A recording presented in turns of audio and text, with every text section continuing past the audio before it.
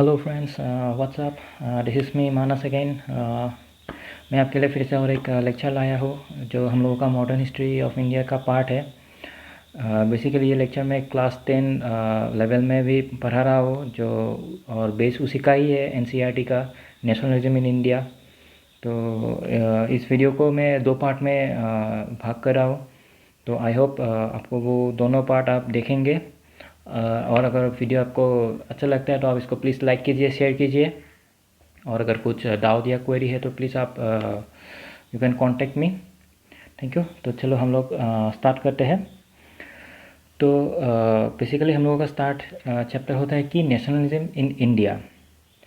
तो ये नेशनलिज्म का पार्ट एक्चुअली जो आया है इंडिया में, उसमें नेशनलिज्म एक्चुअली क्या है, व्हाट इज़ नेशनलिज्म।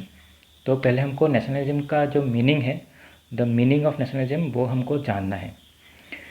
नेशनलिज्म मतलब कि जो आपके अंदर जो एक फीलिंग आती है कि हाँ ये मेरा देश है, द वन नेशन, हम इसी देश का है, हम सब एक ही देश का है, तो वो जो फीलिंग आता है, दैट्स कॉल्ड नेशनलिज्म। हम लोग इधर पे देखते हैं तो it's like basically sense of one's nation नेशन। तो इसको हम लोग नेशनलिज्म बोलते हैं। तो क्या ये नेशनलिज्म का जो फीलिंग है वो क्या इंडिया में पहले से ही था? नहीं। देखिए, नेशनलिज्म फीलिंग जो है वो आने के लिए हम लोगों के पास एक दो फैक्टर्स थोड़ा ज़रूरी है। वो है कि एक फिक्स डेफिनेट टेरिटरी चाहिए हम लोगों को। क्योंकि अगर एक फिक्स टेरिटरी नहीं है तो आप कैसे बोल सकोगे कि आप इस जगह के हो या आप उस जगह के हो, आप ये नेशन के हो या उस नेशन के हो। अगर इंडिया में बाउंड्री नहीं होता है तो आप कैसे बोल सकोगे कि आप इंडिया के हो? कोई दूसरा कैसे बोल सकता है कि हम इंडिया पे जा रहे हैं? ऐसा तो कोई नेशन होगा ही नहीं विदाउट बाउंड्री।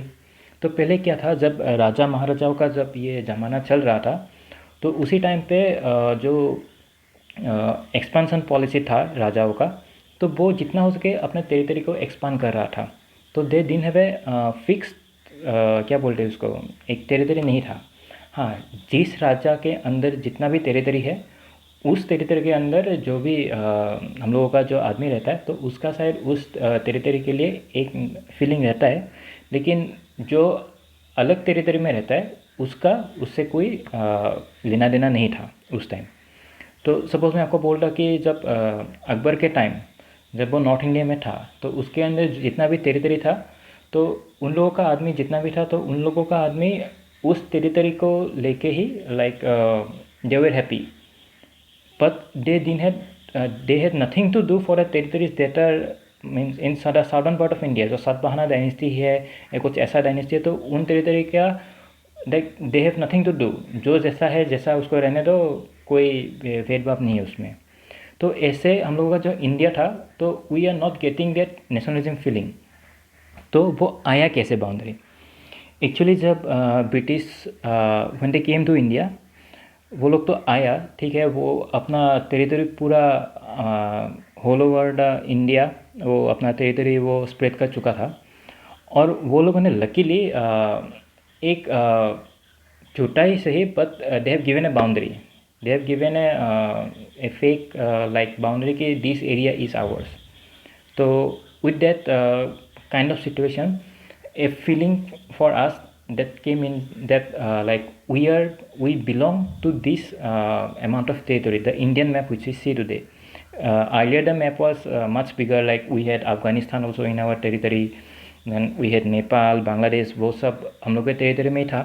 तो ये बहुत बड़ा था, लेकिन उस टाइम एक फीलिंग आ गया था कि वो सब हम लोग एक ही नेशन का है, हम लोग इंडिया का है। तो वो फीलिंग आ गया था हम लोगों के पास। तो अभी क्या हुआ है, वो लोग तो बाउंड्री सेट कर चुका है, तो हम लोगों को अपना टेरिटरी मिल गया है। आफ्टर दैट ब्रिटिश लोग हम लोगों को सप्रेस करने के लिए बहुत ही क्रूएल पॉलिसीज़ ला रहे थे। वो पॉलिसी देख के लाइक हर एक इंडिया में एक एजिटेशन आ गया है ब्रिटिश के ऊपर कि no, they are not going good with us. And वो agitation was not only in the part where Akbar ruled और in the part where there was Satavahana rulers, it was over entire India. Entire India, the people had one thing in common, and that was the agitation against British, which led to the foundation actually for the people to unite against the British. So this agitation became the background for us, the different rulers and the people under different rulers to unite and to be one as India. Then like how did this happen? Like did it happen like someone tell that okay now we are one India? No. To bring and to spread that oneness motive of India, what people did was we made a common national flag.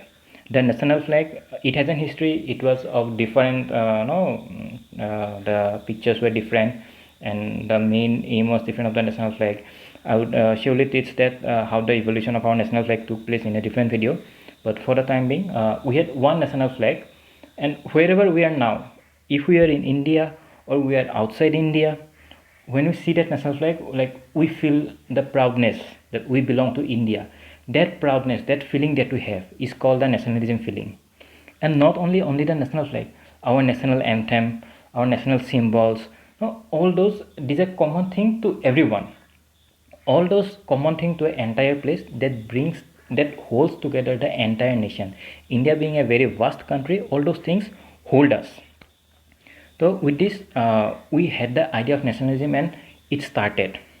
So when it started, we had to take some new approaches, and to take some new approaches, what happened, we had some new rulers, and among them there are many famous rulers, but we can talk about Mahatma Gandhi. He was the most famous one.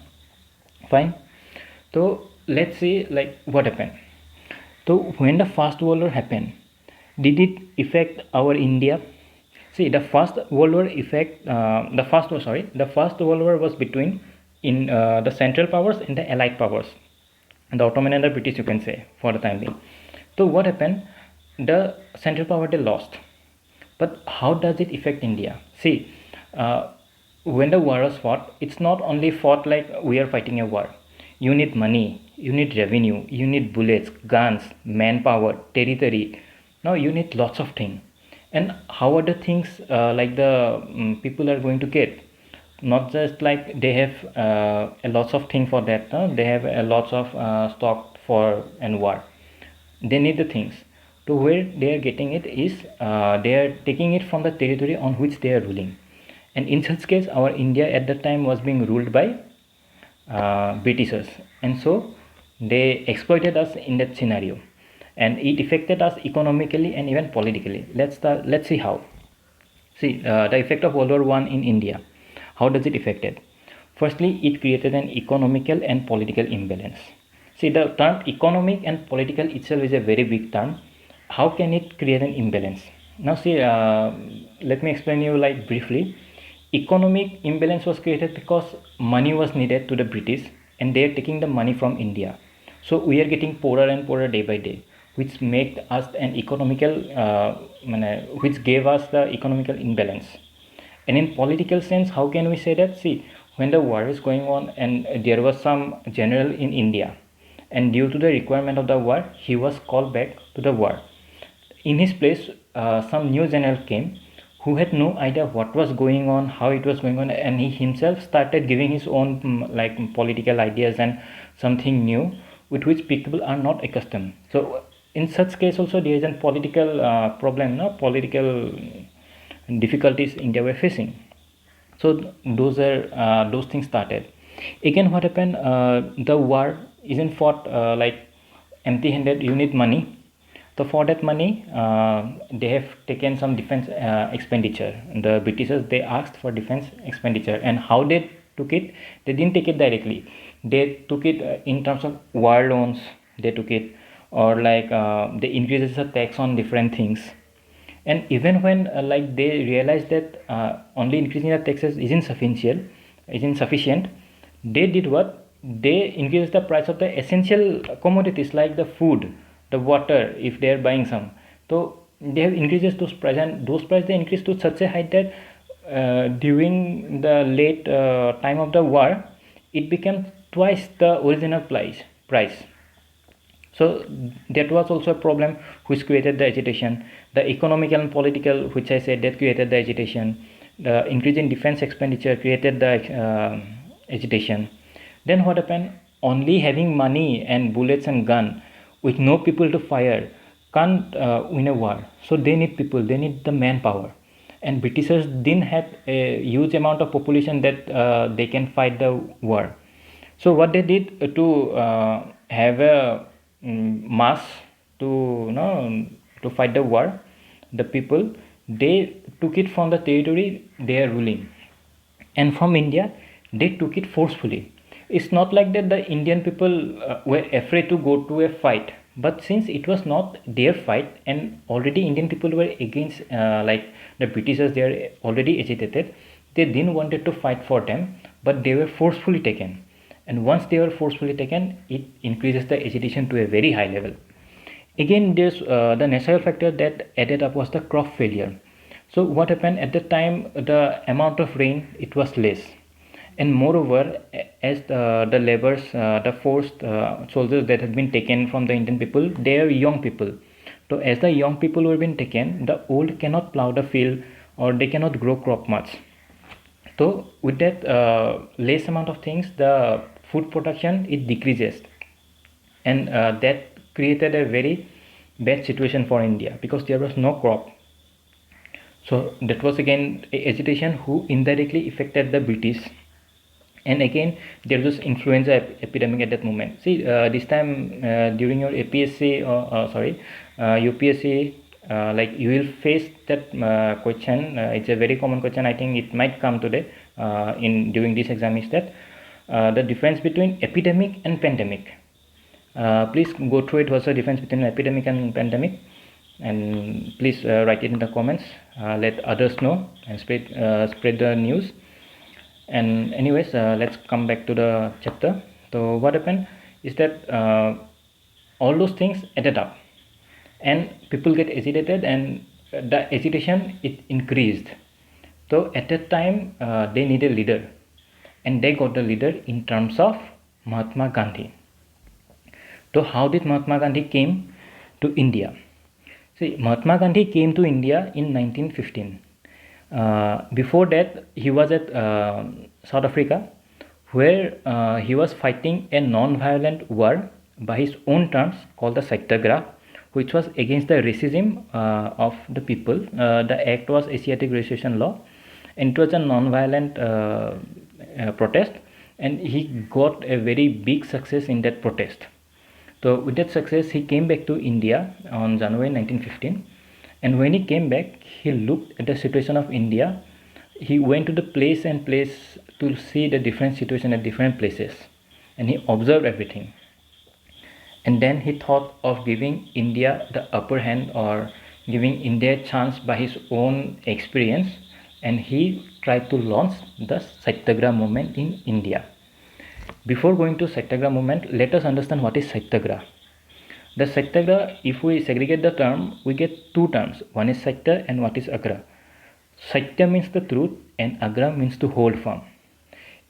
Through Satyagraha, Gandhiji actually wanted to tell us that no matter how many hardships you face, it doesn't require a physical force to dominate the opposite person if you are suffering.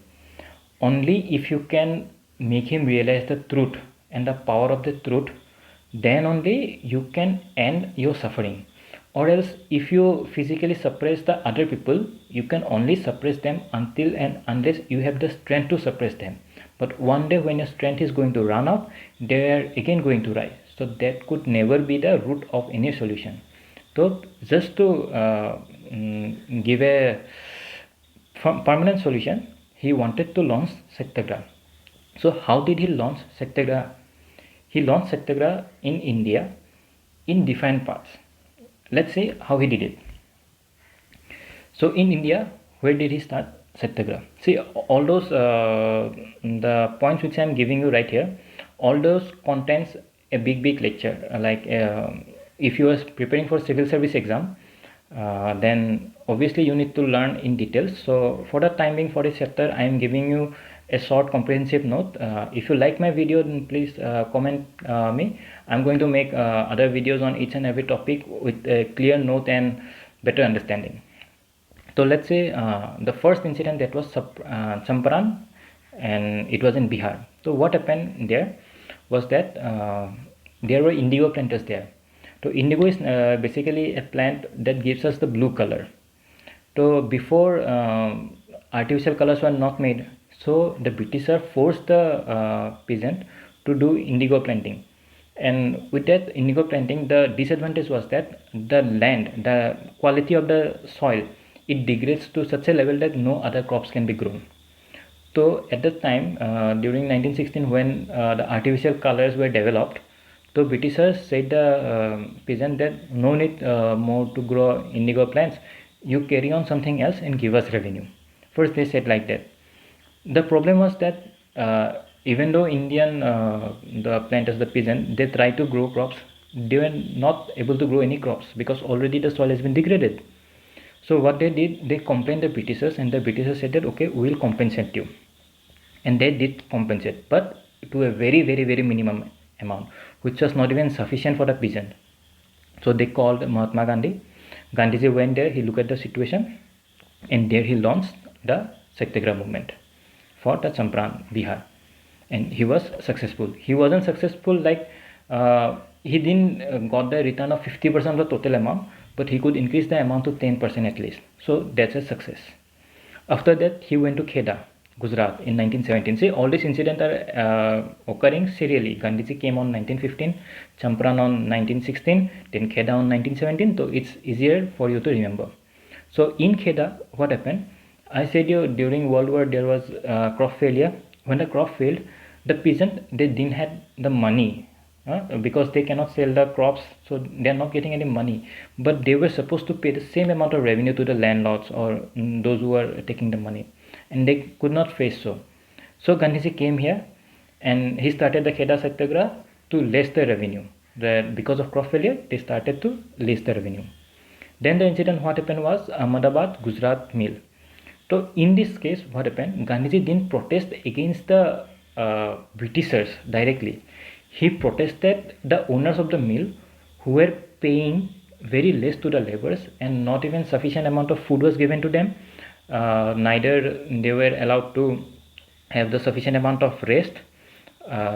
So they are basically not happy with the works. So they called Gandhi and he launched the Ahmedabad mill strike. So that was one of the incidents. See, we can see that the Satyagraha was not actually against the British. It was against the injustice or the untruth that people are believing. It was against that. After that, the Britishers, they observed that the people are getting influenced by this Satyagraha, and they wanted to stop it very bad. But they were not finding any solution to stop it. They were trying very hard. Then they came up with an idea to pass a law, and that law we name it as Rowlatt Act. So this is the Rowlatt Act, which was launched in 1919. It was a very cruel British law in which the British said was that if they find anyone opposing the British rule, they could take them to the prison, and without trial they can keep them in jail for 2 years, which was very wrong. And so Gandhiji stood against it with Satyagraha, which was again non-violent. So he launched it on 6th April 1919 and named it Rowlatt Satyagraha. But during this incident, the government tried to end the protest in many ways.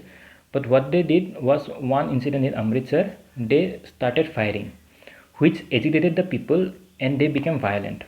As the people became violent that day, the government, with taking the chance, they applied the martial law.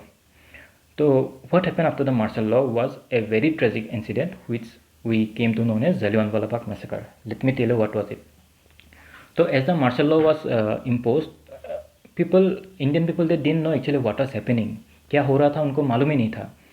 तो 13 अप्रैल का दिन था, Baisakhi festival था. तो they went to the Jallianwala Bagh park and like उधर पे मेला चल रहा था. वो मेले में घूमना है, कोई एंजॉयमेंट कर रहा था. There were older people, kids, womens, ladies, girls. तो हर तरह के एज का आदमी उधर पे था.